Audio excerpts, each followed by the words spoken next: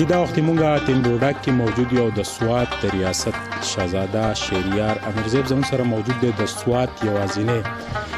کورنۍ چې دا هغه د سوات د ترقۍ دپاره د ایجوکیشن دپاره د دوی د خاندان یو لوی کردار و. دغه کردار په حواله د سوات د اوسني سیاست په حواله د هغوی سره خبرې کوو. راځئ چې السلام علیکم باچا صاحب. وعلیکم السلام. باچا صاحب دا راته ووایئ د سوات په ولس نن چې د سوات خلک په ایجوکیشن کې په پوره دنیا کې یادېږي نو دا ستاسو د آبا و اجداد یوه کارنامه وه. تاسو څه وایئ د اوسني وخت نه مطمئن یئ خفه یئ په کم سټیج کې؟ لکه که د هغه وخت مقابله تاسو د نن سره کوئ نو خو بالکل بظاهره ده یو خبره، ځکه د سټیټ په ورځ کې دا و چې حق به حقدار ته ملاوېدو. ټیک ده که نه؟ یا مثلا دا سکولونه دا د چا دپاره جوړو، دا د غریبانانو دپاره جوړو، هسپتال چې دا د غریبانانو دپاره جوړو. ټیک ده که نه؟ اوس نن سبا تاسو د حالات وینئ، نور موږ خبرې نه کوو. تاسو یوازې نن لاړ شئ د هسپتال لګوئ چې هلته د غریب څه حال دی. ټیک ده؟ دوی په مخه باندې چغې وباسي چې موږ هسپتال کې خدای دې کړي چې ټیکي موږ څه خفه نه یو، هر یو تن که ښه کار کوي بالکل موږ به دا منو چې هغه ښه کار کړی. خو ما ته خو په ظاهر څه داسې خواله نه ښکاري. لکه ما په اوس په خپل تقریر کې هم دا خبره وکړه چې د ورځې دا غریبانان ما له راځي، یو وایي چې زما مور پرته د ډاکټر صاحب ته چې خواله لاړ شي، زما د روډ لاس مات دی وته چې ډاکټر صاحب له راشي که نه.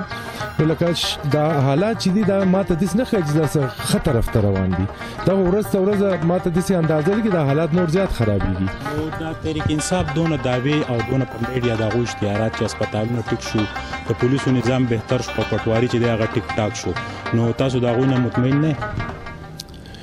ګورې خبرې کول یو شی دی او عملی یو بل شی دی که نه. موږ ټول په دې معاشرې کې اوسو که نه. نو چې یو سړی پاس یو موږ ته دا خبره اوس که د پنجاب سړي ته دوی دا خبرې وکړي نو کېدای شي هغه دا خبره ومني چې او واقعي دوی دا حالات ټیک کړي دي. نو ما ته خو د دې علاقې خلک یو،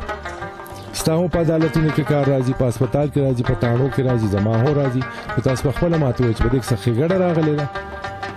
پلار نکاح شوي آبادیانې تر اوسه پورې قایمې دایمې دي چې هغه د یوې لویې زلزلې سره هم مخامخ شوي دي. اوسني بلډینګونه ډېر ناکاره په نظر راځي او خلک پې په مختلفو وختونو کې ټکونه کوي. څه وجه ده؟ په هغه وخت کې دا و چې هر یو شی چې و والي صاحب به په خپله سوپروایز کوو. که هغه سړکونه و نو هغه به داسې یو پروګرام جوړ کړی چې یو ورځ به کړاکړ طرف ته لاړو، یو ورځ به مدین طرف ته لاړو، یو ورځ به کابل ته، چې هغه ته په خپله پته لګي چې دا شیزونه څنګه دي، سړک ټیک دی نه دی، آبادي چې به کېده به په خپله تلو، باقاعده د هغې انسپیکشن به یې کوو. خو اوس دا یو خبره په کوم منځو ډېر زیات خفه کېږم دا ده چې ورو ورو موږ د سوات تاریخ چې دی هغه ورکوو. تاریخ په یو علاقه کې په څه حیثیت کې پاتې کېږي، د بلډینګز په شکل کې پاتې کېږي. ټیک ده؟ نو موږ په مخه باندې لګو خو چې ایله څه راشي وایي دا سکول مات کوي بل جوړ کوي، دا تاڼه ورانه کوي بله جوړه کوي. اوس په انډیا کې تاسو وګورئ، په یورپ کې تاسو وګورئ، په روم کې د 2000 کالو بلډینګز هغو پرزرو کړي دي ځکه چې هغه د هغو تاریخ دی. اوس مثلا زموږ د سوات سمبل څه و؟ زموږ د سوات سمبل قلعه وه. تا ته اوس په سوات کې قلاګان ښکاري؟ زه یوازې خپل بچي ته په تصویر کې یا په جنډه باندې ښوی شم او فزیکلی زه هغه ته نشم ښوی. اوس بل اگزامپل تاسو والی جانزیب کالج. ټیک ده؟ جانزیب کالج په 53-54 کې جوړ شوی، په زرګاو خلکو په دې کې سبق ویلی. نو چې یو سړی په یو انسټیټیوشن کې سبق وایي د هغې سره د هغه ډېر یو محبت پیدا شي. ټیک ده؟ نو اوس هغه په زلزلې کې ټیک ده ډیمیج شوی د دې دا مطلب خو نه چې تاسو ډیمالیش کوئ. که دوی ډیمالیش کړي په هغې بل بلډینګ جوړ کړي د هغې خو 4 کناله ځمکه هو نه ده، په کار ده دا پرزرو کړي، بهر د لوی ځای والي هلته دي کالج پاتې شوی. دا راته ووایه باچا صاحب چې مسلم لیگ ډېر د معذرت سره ستاسو قربانو ته ونه کتل، تاسو له هغه عزت در نه کو کم چې په کار و ستاسو کورنۍ له ګیله د چا نه کوئ؟ میا نواز شریف دا وخت وزیر اعظم دی، تاسو ته هغه پروتوکول عزت میلاو نه شو، وجه څه؟ ګورې سیاست یو جز شی دی چې دا چېرته مستقل نه پاتې کېږي که نه. په انګریزۍ کې وایي چې ان پالیټکس there are no permanent friends and no permanent foes. نه ستا مستقل ملګري او نه ستا مستقل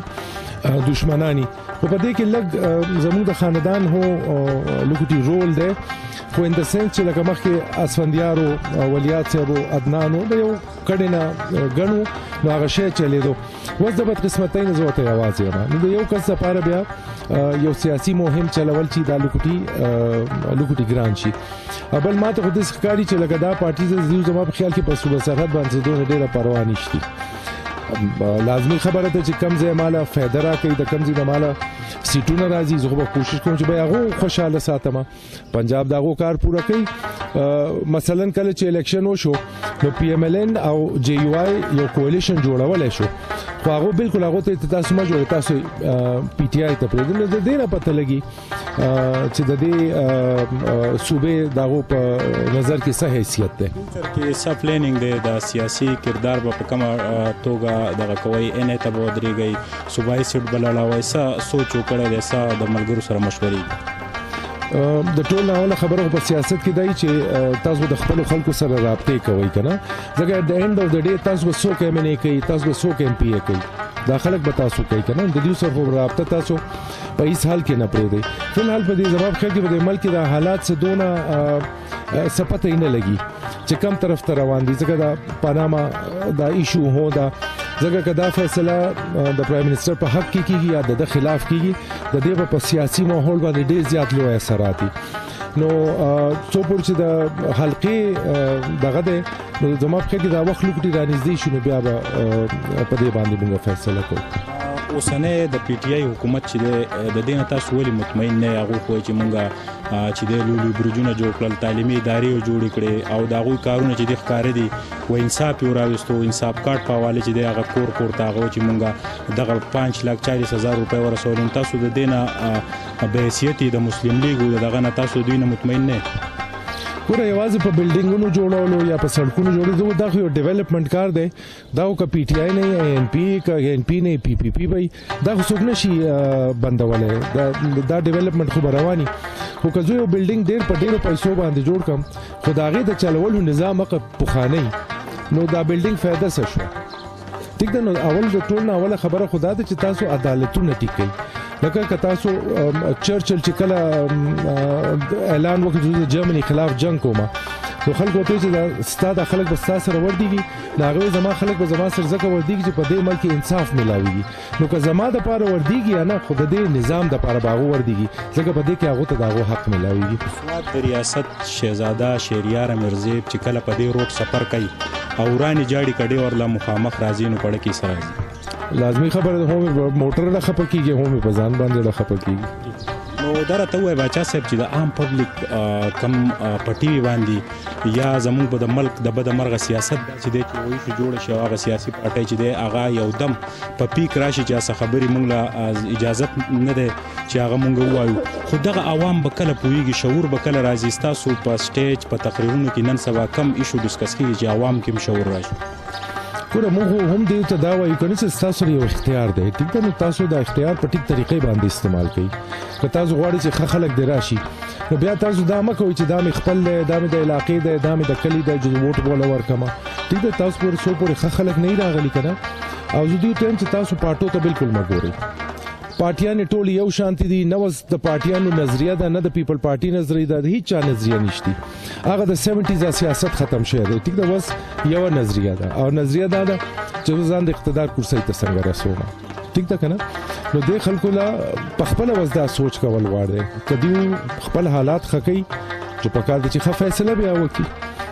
د صاحب بعد د کمی سیاسي پارټي د سوري د لاندې خپل سیاسي آغاز کوي او الیکشن بلړو سوري لاندې خو په ونه پورې ختمه دا ونی نوم د پی ام ال ان فلحال